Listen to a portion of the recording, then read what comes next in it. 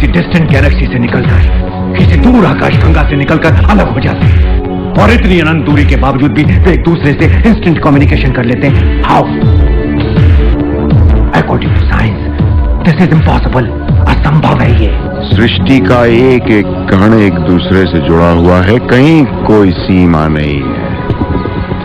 सीमाएं हमारी समझ में हैं, जिसे जान जाते हैं वो विज्ञान हो जाता है।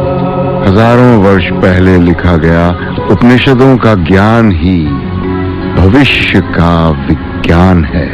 Every particle of this universe, संसार का एक ही परमाणु हमें देख रहा है।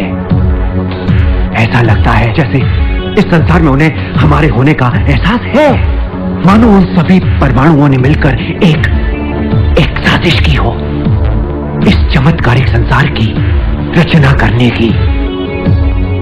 एक ऐसा संसार जिसमें हम पैदा हो सके।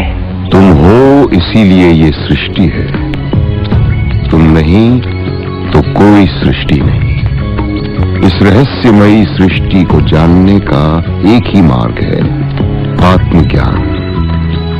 यही हर मनुष्य की नियति है। आज साइंस के सामने सबसे बड़ा सवाल है कि is there any physical reality? ये अद्भुत संसार ईश्वर का स्वरूप है। सृष्टि का होना ही ईश्वर का प्रमाण है। क्या ये सब कुछ इल्यूजन है? कुछ है ही नहीं? नहीं, भूले हुए हैं, स्वयं को सृष्टि से अलग मान बैठे हैं, इसीलिए विनाश की कगार पे खड़े हैं।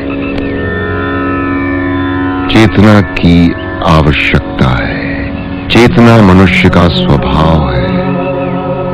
अपने स्वभाव को पहचानो सो हम